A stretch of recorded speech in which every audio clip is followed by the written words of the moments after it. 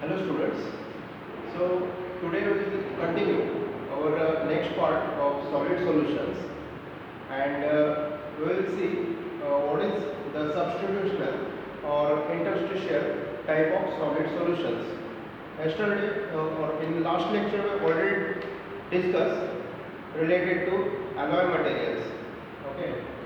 This solid solutions is related to alloy materials. Okay, we already know what is meant by alloy material. If we take the material which is more than one material, then that is called as alloy material. Okay, and also we see already the introduction of solid solution. Now we see the example in details.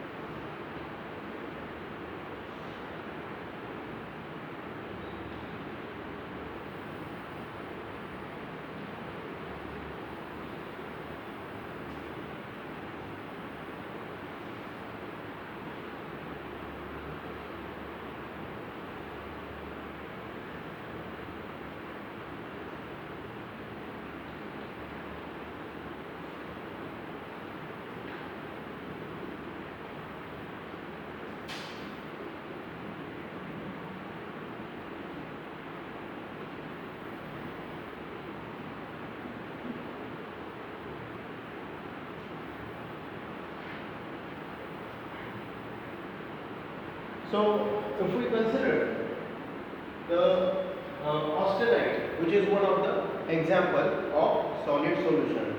This austenite, which is related to interstitial solid solution.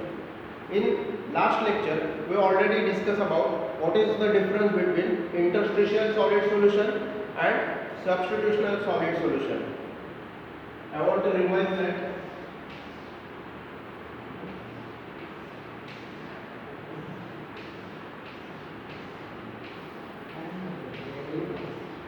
Okay, if we consider these are the atoms which is having big size. These atoms are called as solvent, and if we observe here gaps are present, or that gap is called as voids. So in between that voids, if another material's atom come and sit here and in that gaps, so this type of structure or this type of solid solution is called as interstitial solid solution. Now we discuss the same example here. If we consider austenite example, in case of austenite, this is interstitial solid solution of carbon, which is also called as C, in gamma ion. Ion is also called as Fe. So gamma ion. And if we consider the crystal structure here for this gamma ion, the crystal structure is CCP. What is the full form of CCP? CCP is that is cubic close packed structure. The structure is cubic structure and this is close packed structure. Okay. So in this case, these carbon atoms are considered as solute, that is small in amount, and the gamma ion, which is considered as solvent, which is having maximum amount. Now, if we consider the locations for atoms, if we consider this is first cube, this is second cube. In case of first cube, these are the corners, and at these corners atoms are present. Okay. Now, along with these corner atoms, if we consider the face centered atoms also, so on the upper and lower, then around the front surfaces, this is first, then on the left side. Okay. Similarly, on the back side, on this side. Okay.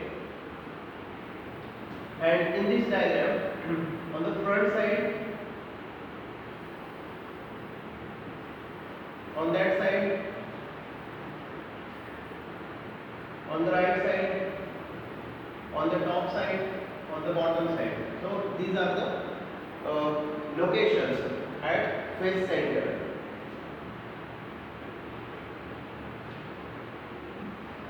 If we see atoms on these locations also.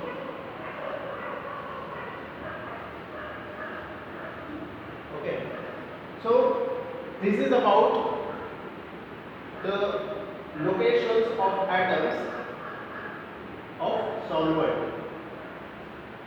So these are the solvents. Now, if we consider the locations or voids at the middle of the edges, what is meant by edge in this case? If we consider this is the single cube, this is the another cube. Okay, and this is called as one edge. This is one edge, second edge, third edge, and fourth edge. So total 4 edges are there on the top. Okay, so in between these edges, if we consider the locations like this,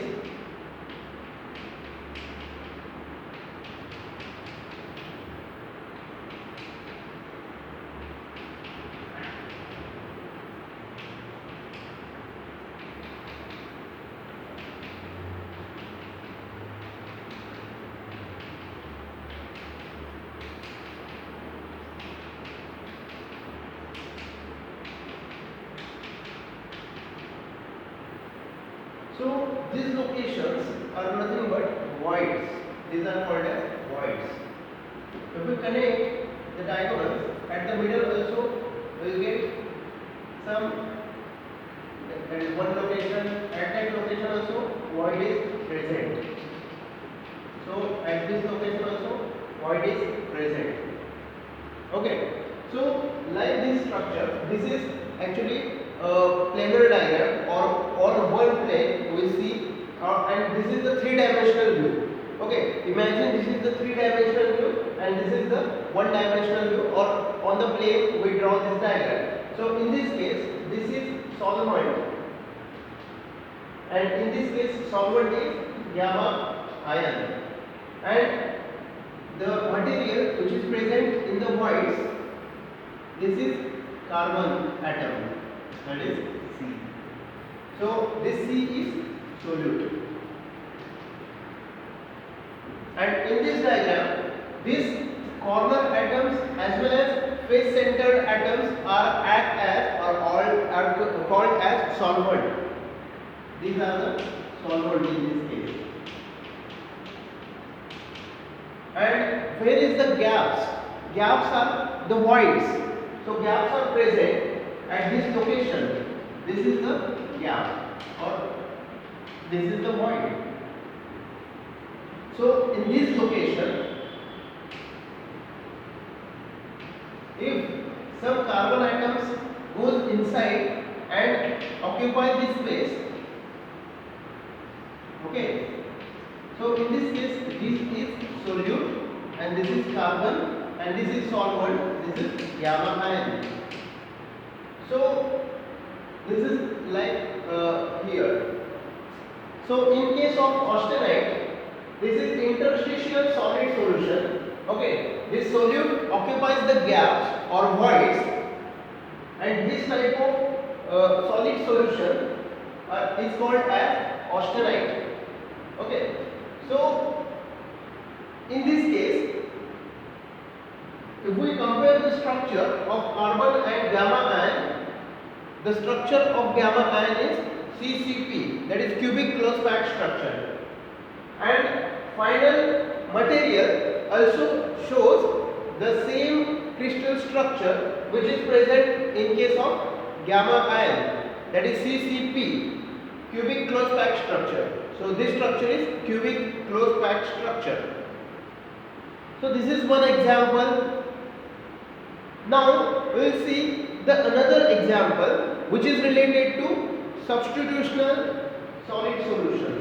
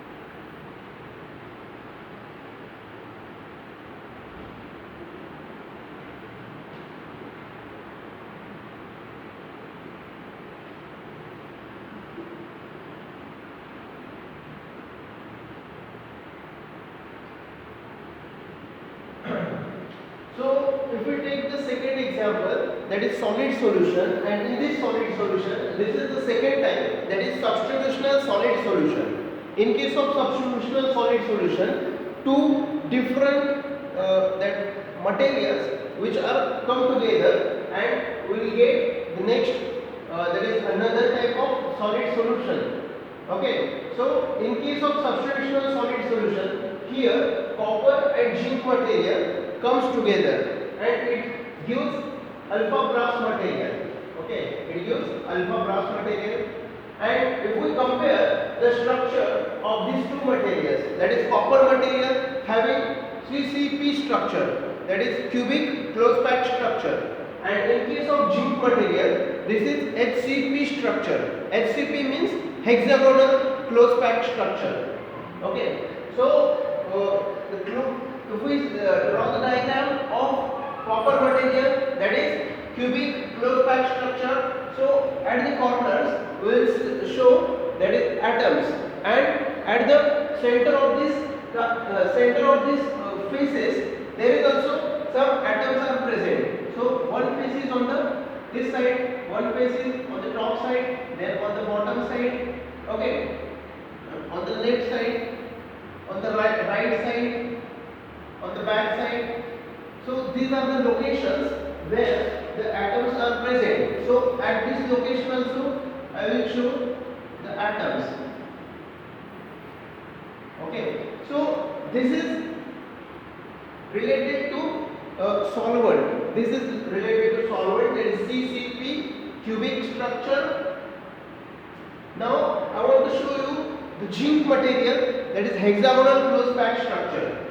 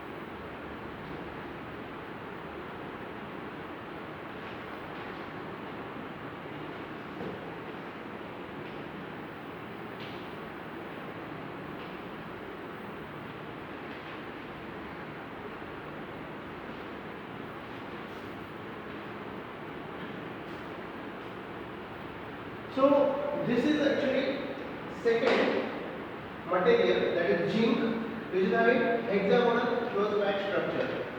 Now in this case, this angle is not 90 degree now, this angle is 120 degree.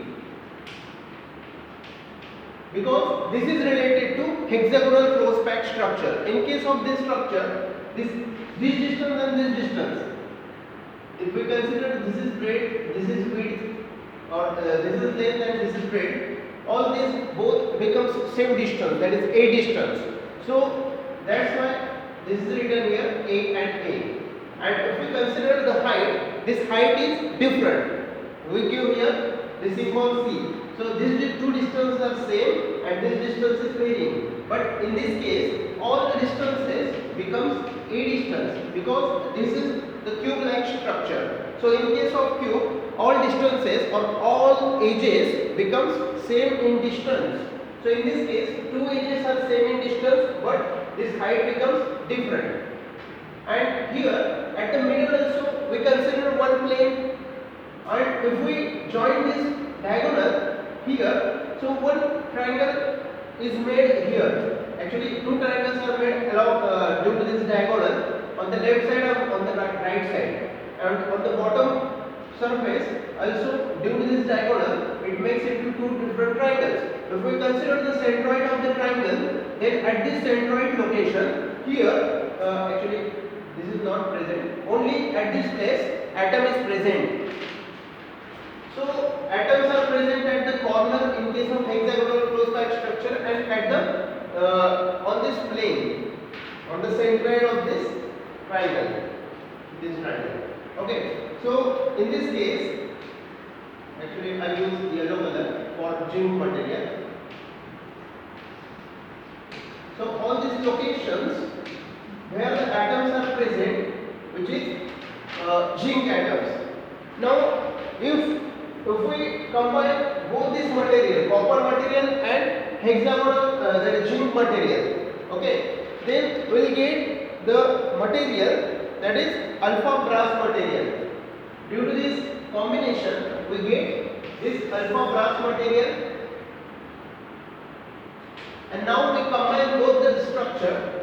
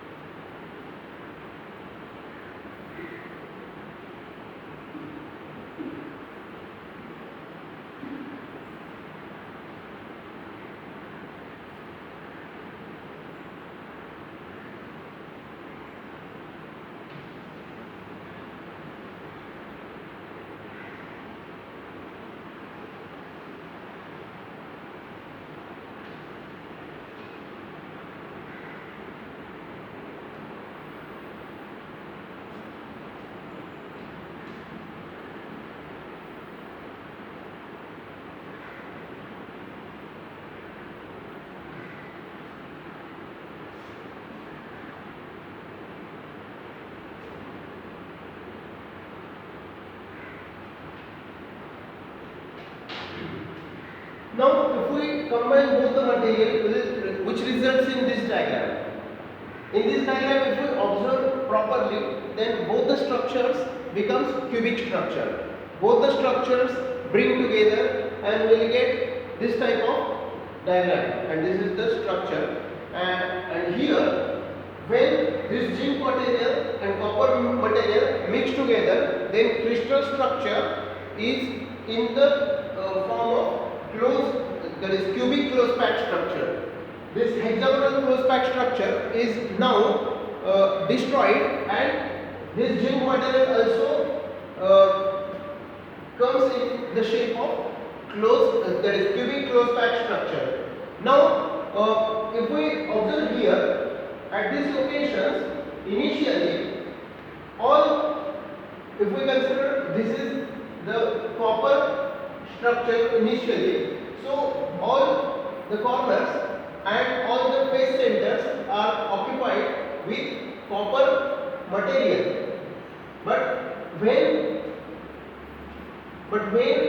this zinc material which is mixed along with this structure, then some of the atoms occupies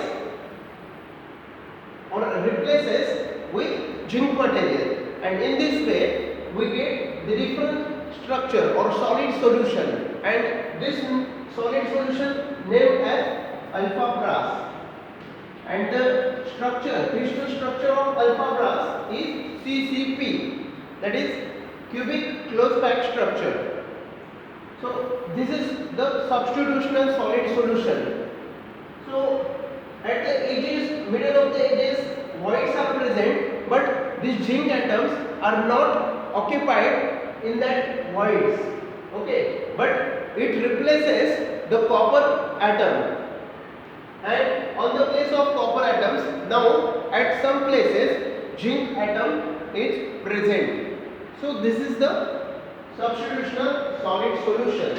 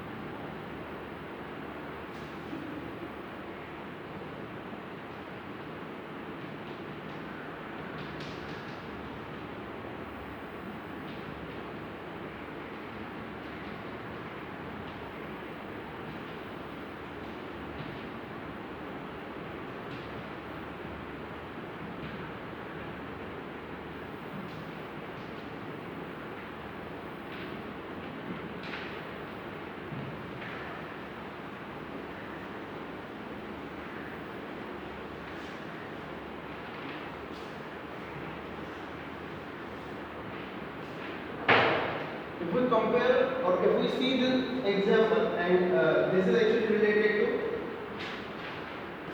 solid solubility limit.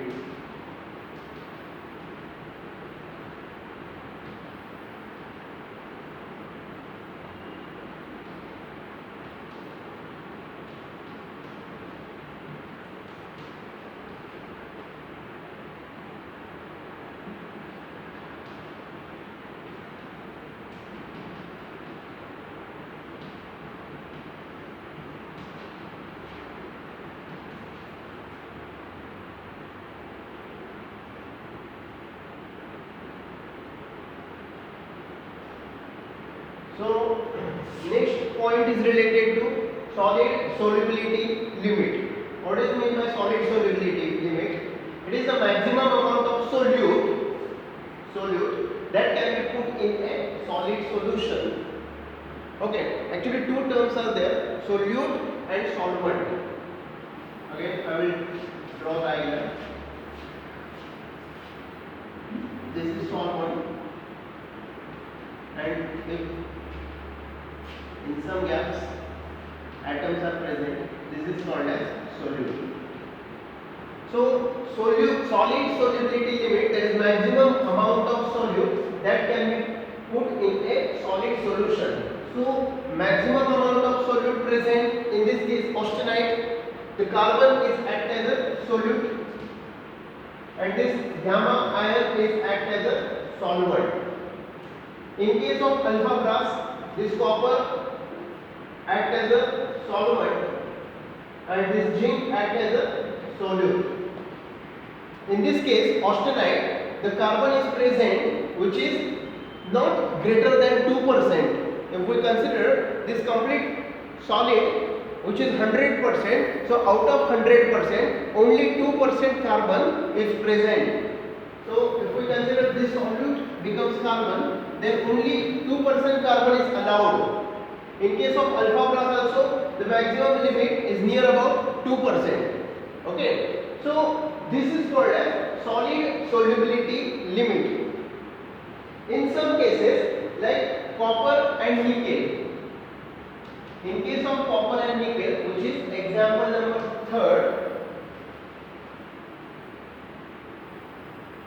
So in this case, the solute and solvent which is having no any limit. Okay, so this is limitless. You take any percentage of copper, okay, and add in between the nickel. That it is also possible that 100% nickel is replaced with that copper material. That is also possible. Okay, so that is the another part of discussion. Okay, so in this lecture today we see the examples which are related to solid solution, how the structure is formed in case of austenite, and what is the solute and solvent which are present in the austenite. Then alpha brass material also we take the example, and we will see that. Next is we already discussed about solubility limit. Okay, so in this way we finish this solid solution topic. Thank you.